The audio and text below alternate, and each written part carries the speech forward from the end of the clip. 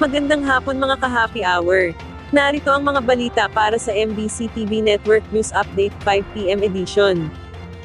Publiko, pinag-iingat sa banta ng Mpox glanders.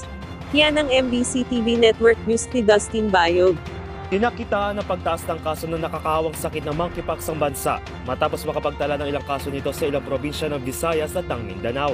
Kinumpirma ito ng infection disease expert mula sa San Lazaro Hospital na si Dr. Ron Ginsolante na makapatayong ito sa DZRH at aniya ito ay dahil sa pagkakatala ng kaso sa mga lugar na hindi pa nagkakaroon ng kaso noon.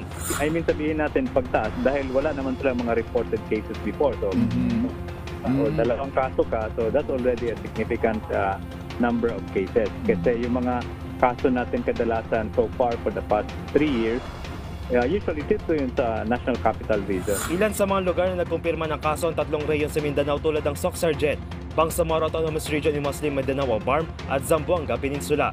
Habang sa Visayas ay meron ding kaso na itala sa Iloilo Province at Iloilo City. Paliwanag ni Dr. Solante sa transmission ng virus sa mga probinsya ay maaaring dahil sa mga taong infected na may karelasyon na umuwi ng kanilang mga probinsya. Yung nature kasi ng transmission is mostly among males who have sexual close contact sa mga kagaya ng mga babae or lalaki.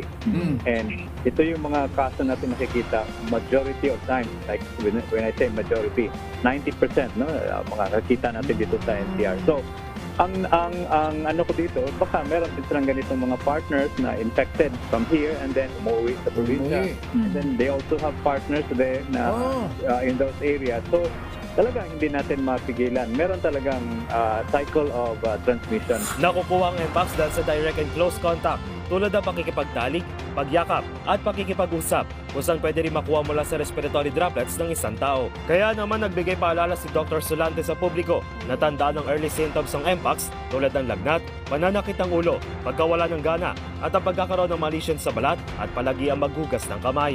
Samantala, nagbigay din ito paalala tungkol naman sa isa pang sakit na nakukuha sa hayop na glanders disease na kalimitang nakukuha sa mga kambing at kalabaw. Ito ay kasunod ng naitalang 6 na kaso sa probinsya ng Siquijor kung saan 2 na ang namatay.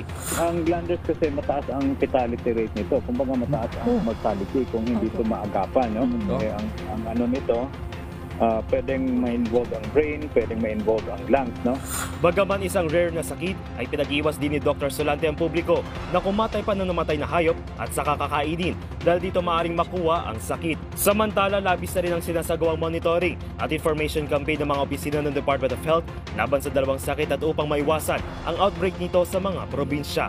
Para sa MBC TV Network News, ito si Dustin Bayog ng DZRH TV. Una sa Pilipinas, una sa Pilipino.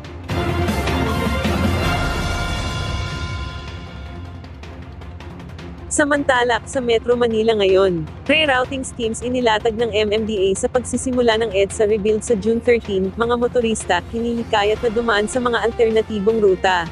Inanunsyo ng Metropolitan Manila Development Authority ang pagpapatupad ng rerouting scheme sa pagsisimula ng EDSA rebuild project sa June 13. Kasunod nito, pinapayuhan ng mga motorista na gumamit ng mga alternatibong ruta at mabuhay lanes upang maiwasan ang inaasahang mabigat na trapiko na dulot ng proyekto.